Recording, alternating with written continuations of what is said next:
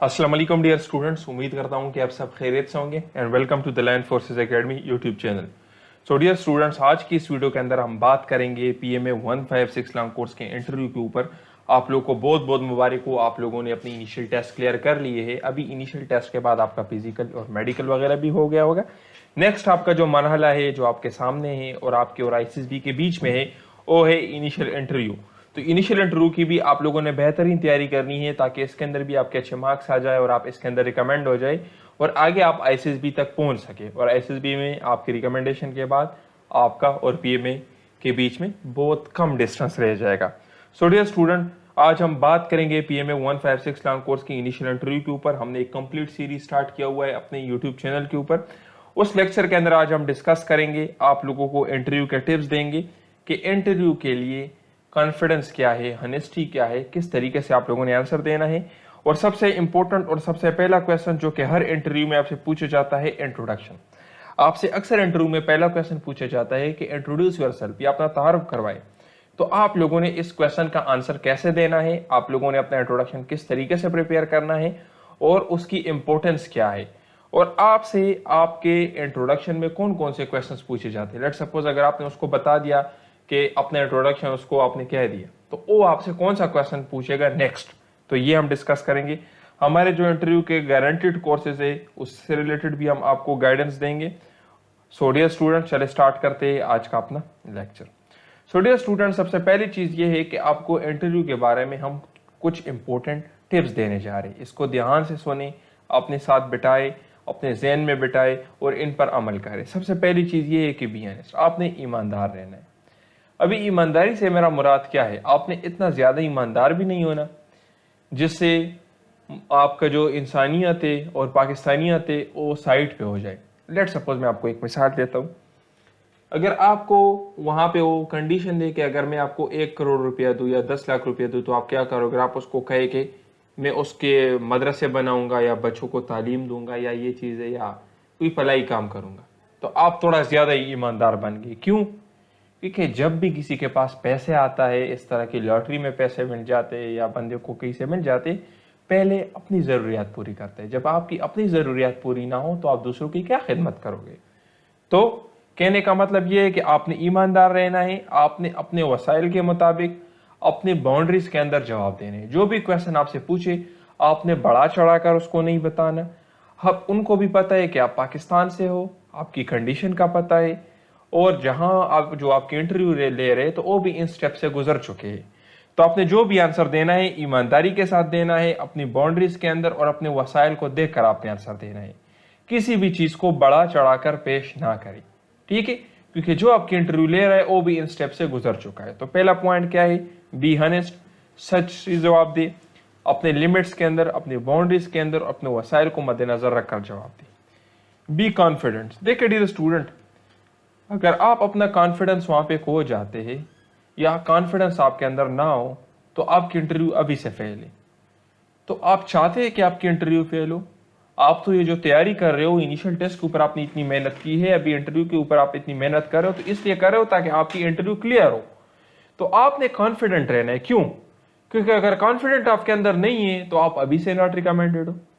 तो आप अपने अंदर कॉन्फिडेंस लाए, और किस तरह से ये कॉन्फिडेंस लानी है ये हम अपने लेक्चर के अंदर इसके ऊपर बात करेंगे। क्योंकि ये तो आपको हर कोई कहेगा कि आप कॉन्फिडेंट रहे, कॉन्फिडेंट, लेकिन कॉन्फिडेंट आपने किस तरह रहना है, क्या करना है कॉन्फिडेंट, और ये कॉन्फिडेंट रहना है क्या चीज, ये कैसे हमारे अंदर आएगा, तो इसके ऊपर हम प्रॉपर बात करेंगे। लेकिन यहाँ पर जस्ट ये मैं आपको समझा रहा हूँ। आप लोगों ने कॉन्फिडेंट रहना है क्योंकि आपने अपना 100% देना है इस इंटरव्यू को। बाकी सिलेक्शन, रिकमेंड होना, नॉट रिकमेंड होना, वो किस्मत की भी उसके अंदर रोल होता है और बहुत सारी चीज़ों के ऊपर डिपेंड करता है। तो आपने मेहनत 100% करनी है, जो काम आपके हाथ में है आपने वो 100% करना है, कॉन्फिडेंट रहना है, बाकी अल्लाह के ऊपर छोड़ना है। जो आपके लिए अच्छा होगा, जो आपके लिए बेहतरीन होगा वो आपको मिलेगा, वो आपसे कोई नहीं छीन सकता, ठीक है। नेक्स्ट क्या है डियर स्टूडेंट, आप लोगों ने राइट टाइम पे राइट चीज़ें पढ़नी है। अभी इसका मतलब क्या है, इसका मतलब ये है कि लेट सपोज इंटरव्यू में सबसे पहला क्वेश्चन आपसे इंट्रोडक्शन का पूछा जा रहा है और आपको इंट्रोडक्शन का पता ही नहीं है कि सही इंट्रोडक्शन को लिखने का तरीक़ेकार क्या है। तो क्या ये आपकी राइट तैयारी हो गई? आपने सही चीज़ें पढ़ी है? नहीं पढ़ी। या लेट सपोज आपकी इंटरव्यू में ऐसे राइटिंग है, ऐसे राइटिंग सबसे इंपॉर्टेंट स्टेप है आपके इनिशियल इंटरव्यू का, और आप लोगों को ऐसे राइटिंग नहीं आ रहा, तो क्या आप लोगों ने सही स्टडी की है, सही तैयारी की है? नहीं की। तो कहने का मतलब ये है कि ब्लाइंडली आंखें बंद करके कभी भी आपने तैयारी नहीं करनी। हमेशा इंटरव्यू को सामने रखें कि इंटरव्यू के अंदर मेरा क्या क्या आएगा। मुझसे कैपिटल्स के बारे में पूछा जाएगा, मुझसे मैप्स के बारे में पूछा जाएगा, मुझसे पूछा जाएगा कि इस मैप के अंदर ये कंट्री कहाँ पे है, मैंने उसका आंसर देना है। इंट्रोडक्शन का पूछा जाएगा, आर्मी को क्यों ज्वाइन करना चाहते हो, ये क्वेश्चंस मुझसे पूछे जाएंगे। तो मैंने इन क्वेश्चंस को बेस्ट तरीके से प्रिपेयर करना है और राइट टाइम पे प्रिपेयर करना है। तो ये आपकी हो गई। राइट टाइम क्या है? जब आपके इनिशियल टेस्ट क्लियर हो जाए तो उसके बाद फिजिकल मेडिकल ये तो सारे क्लियर करते हैं, उसमें क्या फेल और पास होना है, आप तब से अपनी इंटरव्यू की तैयारी स्टार्ट करें, ताकि अगर इनिशियल टेस्ट के आपके 5 दिन बाद भी इंटरव्यू तो आपके पास ये मसला ना हो कि अभी तो ये मेरे पास टाइम कम है, मैं इसमें तैयारी नहीं कर सकता। तो राइट टाइम पे तैयारी स्टार्ट करें और राइट चीज़ों को पढ़ें, क्योंकि अगर ये 2 चीज़ें आप करोगे तो आपकी इंटरव्यू अच्छे मार्क्स के साथ क्लियर हो जाएगी और आपकी इंटरव्यू में रिकमेंडेशन हो जाएगी, आप आईसीएसबी में चले जाएंगे। और यही चीज़ है, अगर आप ये इंटरव्यू क्लियर कर लेते हैं, यहाँ पे आप रिकमेंड हो जाते हैं, तो आईसीएसबी कोई इतनी मुश्किल चीज़ नहीं है, ठीक है। और कभी भी रिस्क नहीं लेना। रिस्क लेने का मतलब क्या है कि अक्सर स्टूडेंट्स कहते हैं कि बस इंटरव्यू ये तो हमें आता है, ऐसे राइटिंग हमें आता है। ये ऐसे राइटिंग नहीं है, ये अलग चीज़ है, ये साइकोलॉजिकल पॉइंट ऑफ व्यू से ऐसे है। यहाँ पे जो आपसे क्वेश्चन पूछा जाता है कि आर्मी को क्यों ज्वाइन करना चाहते हो, तो उसका आंसर ये नहीं होना चाहिए कि ये मेरी बचपन की ख्वाहिश है।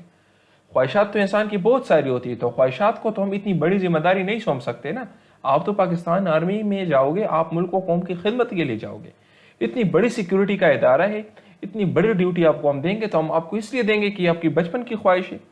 आपकी ख्वाहिश से कोई हम खिलौना तो बना के आपको नहीं देंगे ना। तो कभी भी आप लोगों ने रिस्क नहीं लेना। रिस्क लेने का मतलब क्या है कि इस तरह की चीज़ें अपने नहीं प्रिपेयर करनी जो काम की ना हो, और ये नहीं सोचना कि चले मैं ट्राई करके जाता हूँ, मैंने प्रिपेयर की है, मुझे आता है, मैं चेक करता हूँ, मेरे अंदर कॉन्फिडेंस है। ये अलग चीज़ है। लेकिन जो भी हो, चाहे आप हमसे तैयारी करते हो या चाहे आप कहीं और से तैयारी करते हो, तैयारी अपनी कंप्लीट करके जाए, सही ऑथेंटिक तैयारी करें। जो दे चुके हो, जो क्लियर कर चुके हो, जो क्वालिफाइड पर्सन हो, उसके साथ बैठकर उससे तैयारी करें, उससे पूछे, वो आपको गाइड करेगा। ये नहीं कि यूट्यूब पे यहाँ पे लोग बैठे हुए जो जिनका खुद का पता नहीं है कि उन्होंने कभी इंटरव्यू दी भी है या नहीं, उनके खुद की क्वालिफिकेशन क्या है, वो लगे हुए हैं कि हम आपको इंटरव्यू की तैयारी करवाएंगे, और आप लोग लग जाते हो उनके यूट्यूब चैनल के ऊपर, और वहाँ से आप तैयारी स्टार्ट कर लेते हो और अपना टाइम ज़ाया कर लेते हो और लास्ट में अपना रिकमेंड हो जाते हो। तो आप लोगों ने रिस्क नहीं लेना। सो डियर स्टूडेंट्स, अभी हम आते हैं अपने इंट्रोडक्शन के ऊपर। आज के लेक्चर के अंदर हम बात करेंगे इंट्रोडक्शन के ऊपर कि आप लोगों ने अपना इंट्रोडक्शन किस तरीके से लिखना है, किस तरीके से वहाँ पे बोलना है। और इसमें सबसे पहली चीज़ क्या है कि हम ये इंट्रोडक्शन क्यों प्रिपेयर कर रहे हैं। ये तो आपको आता है अपना इंट्रोडक्शन, लेकिन हम इसको क्यों पढ़ रहे हैं और हम इसको याद क्यों कर रहे हैं। तो देखिए डियर स्टूडेंट, कॉन्फिडेंस। आपसे इंटरव्यू में अगर पहला क्वेश्चन पूछा जाए और आप उसका आंसर बिल्कुल बेहतरीन आंसर दे, तो आप खुद भी कॉन्फिडेंट हो जाओगे कि हाँ यार, ये तो मुझसे क्वेश्चन पूछेगा, मैं इसको आंसर दूंगा। इसमें से बड़ी चीज़ क्या है, ये जो पूछ रहे हैं वो तो मुझे आ रहा है, तो इसमें डरने की क्या बात है। तो यहां से आपकी कॉन्फिडेंस बूस्ट अप होगी और यही चीज़ आपको इंटरव्यू में रिकमेंड करेगी। तो इसलिए ये आपके इंटरव्यू का सबसे पहला क्वेश्चन है। यहाँ पे आपने इसका आंसर बेहतरीन दे दिया, आपने उसको इंप्रेस कर लिया, तो आपकी सिलेक्शन कंफर्म है। तो ये आपकी सबसे पहली इंप्रेशन होगी। अगर आपने इस आंसर से उसको इंप्रेस कर लिया तो आपकी रिकमेंडेशन 200% कंफर्म है, फिर आप कंफर्म रिकमेंडेड हो, ठीक है। तो आप लोगों ने डरना नहीं। यहाँ पर देखिए मैंने एक तस्वीर ऐड की है, जस्ट आप लोगों को थोड़ा अट्रैक्शन आपकी बढ़ाने के लिए। ये देखिए बंदा इंटरव्यूअर के सामने बैठा हुआ है, डर रहा है, तो डरना किस बात की। वो आपसे क्वेश्चन पूछेगा और आपने बेहतरीन तैयारी की है, आपने उस क्वेश्चन का आंसर देना, तो इसमें कोई डरने की बात है। वो क्वेश्चन पूछा जाएगा, आप आंसर देते जाओगे, तो आप लोगों ने डरना नहीं। और इंशाल्लाह जो तैयारी हम आपको करवाएंगे तो कोई एक भी ऐसा क्वेश्चन नहीं होगा जो आपसे पूछे और आपको ना आता हो। तो देखिए डियर स्टूडेंट, अभी इंट्रोडक्शन क्या है। अगर वो आपसे पूछे कि इंट्रोड्यूस योरसेल्फ या अपना तारुफ करवाए, तो इसमें आप लोगों ने क्या आंसर देना है, इसका मतलब क्या है, इसमें आपने क्या क्या उसको बोलना है। तो देखिए डियर स्टूडेंट, इसका मतलब यह है कि आपका नाम क्या है, आप कौन हो।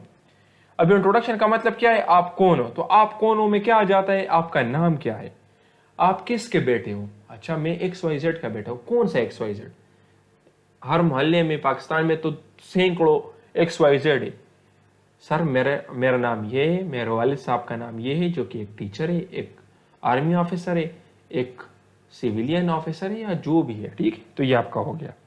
अच्छा, ये आपका हो गया, आपने इसका ये भी बता दिया। फिर आपने बताना है कि मैंने अपनी मैट्रिक यहाँ से की है और इतनी मेरी परसेंटेज है, मैंने अपने एफएससी यहाँ से की है, मेरी इतनी परसेंटेज है, और अगर कहीं पे यूनिवर्सिटी में आपने एडमिशन लिया तो आपने अपना क्वालिफिकेशन बता देना है।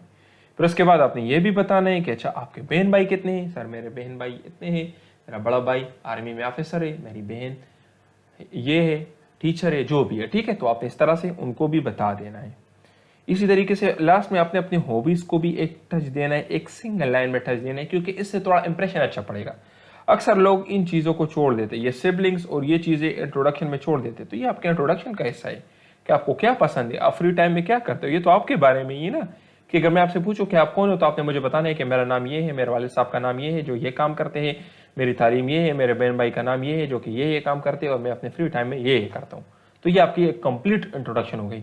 तो अभी इन पॉइंट्स को मद्देनजर रखकर इन पॉइंट से हमने अपना इंट्रोडक्शन कैसे लिखना है, यहां पर मैंने आप लोगों को एक सिंपल इंट्रोडक्शन लिखा हुआ है। आप ये इंट्रोडक्शन उठा लें और इस इंट्रोडक्शन के अंदर अपना नाम और अपने परसेंटेजेस और अपने वालिद साहब का नाम, अपनी सिटी वगैरह का नाम लिख ले।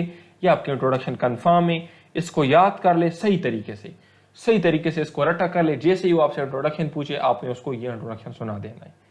तो देखिए डियर स्टूडेंट्स, गुड मॉर्निंग या गुड आफ्टरनून।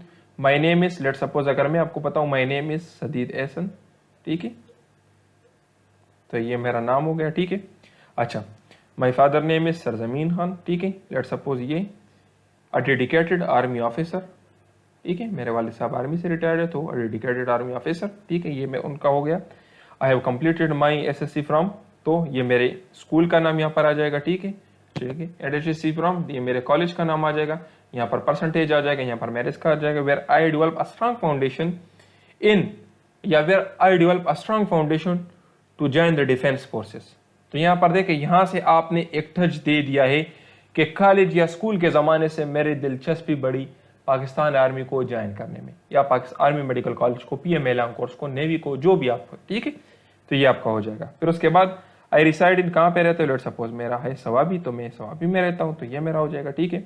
इसके अलावा I have 2 brothers and 1 sister and my elder brother is major in Pakistan army, my sister is teacher whose professional journey has always been a source of inspiration for me। तो अभी देखिए, अगर मैं अपना case यहाँ पे पुट कर लूँ, तो मेरे जो बड़े भाई है वो मेजर है पाकिस्तान आर्मी में, तो मैं यहाँ पर लिख सकता हूँ कि major Pakistan army whose professional journey, जिसकी नौकरी से मैं हमेशा मुतासिर हुआ हूँ कि मैं भी इसकी तरह बनूँ। तो ये देखिए एक आंसर हो जाएगा, ठीक है। हालांकि वो अलग चीज़ है, ठीक है।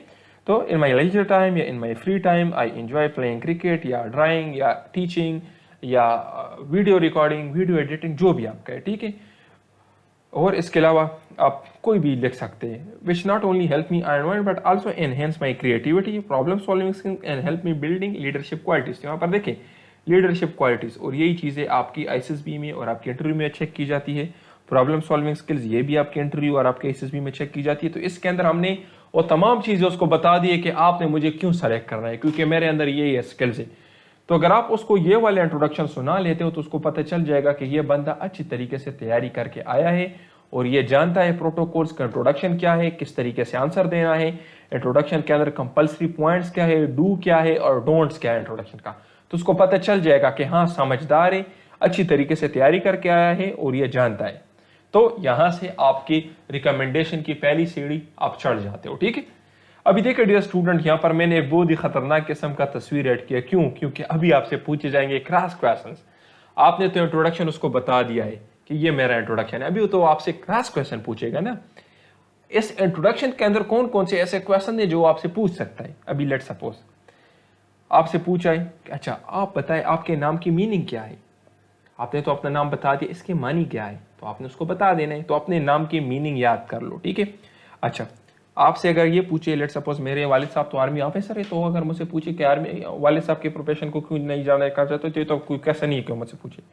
लेट सपोज अगर आपके वालिद साहब टीचर है या कोई प्राइवेट जॉब करते हैं और आपसे पूछे कि आप टीचर क्यों नहीं बनना चाहते, या आप अपने वालिद साहब की जो प्रोफेशन है उसको क्यों ज्वाइन नहीं करना चाहते, तो इसका आपके पास स्ट्रांग आंसर होना चाहिए।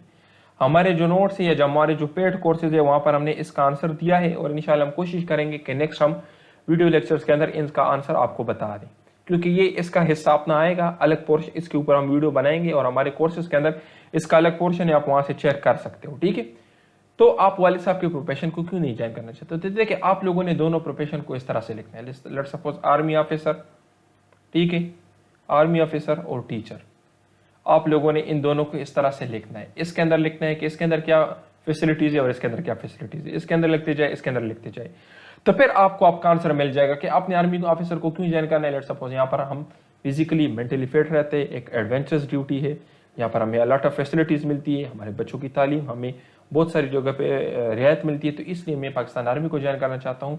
जबकि टीचिंग में यहाँ पर टीचिंग के साथ साथ पर्सनल ग्रोथ रुक जाती है, तो आपका आंसर इस तरीके से होगा। कहने का मतलब क्या है कि जो भी प्रोफेशन है, लेट्स सपोज आपके वालिद साहब का जो भी प्रोफेशन है, एक साइड पे आप ओ लिखे, एक साइड पे आप आर्मी ऑफिसर लिखे, दोनों के अंदर देखे कि इसके अंदर क्या क्या है और इसके अंदर क्या क्या है, तो आप इससे आंसर निकाले और आप आर्मी ऑफिसर के हक में बताएं कि मैं इसको इसलिए ज्वाइन करना चाहता हूँ कि एक एडवेंचरस ड्यूटी है, इसमें हम फिजिकली मेंटली फिट रहते हैं, वर्क लाइफ बैलेंस रहता है, इसके अलावा हमें फैसिलिटीज़ मिलती है, हमें ज़िंदगी की तमाम तरह सहूलियात मुयसर है, सैलरी अच्छी है, हमारा फ्यूचर सिक्योर हो जाता है, पर्सनल ग्रोथ होती है इसमें। तो ये सारी आपके army officer point of view से गए, और बाकी जो भी आपके वाले साहब का प्रोफेशन है तो आप उसको इसके साथ कंपैरिजन में कर लें। तो डियर स्टूडेंट, जो हमारा पेड कोर्स है उसके अंदर हम आपको क्या देंगे, उसके अंदर हम आपको सबसे पहले इंट्रोडक्शन से रिलेटेड बताएंगे। आप अपना इंट्रोडक्शन जब लिख देते हो उसको चेक करेंगे कि आपने ठीक लिखा या गलत, उसके अंदर जो गलतियां होंगी वो आपको पॉइंट आउट करके बताएंगे, और आपके इंट्रोडक्शन में आपसे कौन से क्रॉस क्वेश्चंस पूछे जाते हैं ये सारी चीजें हम डिस्कस करेंगे। इसके अलावा इंटरव्यू का जो फॉर्म फिलेंगे उसका तरीकेकार भी आपको बताएंगे कि कौन से क्वेश्चन का आपने क्या आंसर वहां पे लिखना है। मेरिट डिमेरिट्स को भी डिस्कस करेंगे कि आपकी खूबियां क्या है, खामियां क्या है। खूबियां तो हर किसी को पता होता है लेकिन खामियां अक्सर पता नहीं होती, तो खूबी और खामियों को भी हम डिस्कस करेंगे। ऐसे राइटिंग के ऊपर भी हम बात करेंगे कि आप लोगों ने ऐसे किस तरह से लिखे हैं। याद रखें ये कोई आम ऐसे राइटिंग नहीं है, बल्कि ये साइकोलॉजिकल पॉइंट ऑफ व्यू से ऐसे राइटिंग है, तो आप लोगों ने ऐसे किस तरीके से लिखना है ये भी हम आपको गाइड करेंगे। और हमारे नोट्स के अंदर तकरीबन 30 एसेज है, तो अगर आप उनको प्रिपेयर कर लेते तो कोई एक्स्ट्रा करने की जरूरत नहीं है, उसी से आपका आएगा। ड्रेसिंग के ऊपर भी हम बात करेंगे। लेट्स सपोज अगर आप पेशावर से है तो आपने अपनी कल्चर के लिहाज से ड्रेसिंग करनी है, पिंडी से है तो आपने अपनी कल्चर के लिहाज से ड्रेसिंग करनी है। अगर आप किसी पठान को जिसने कभी जिंदगी भर पैंट शर्ट पहनी ही नहीं है उसको पैंट शर्ट पहना है तो क्या वो कंफर्टेबल होगा? नहीं होगा। तो अगर कंफर्टेबल नहीं होगा तो इंटरव्यू किस तरीके से अच्छे तरीके से देगा, तो ये सारी चीजें हम उसके अंदर डिस्कस करेंगे।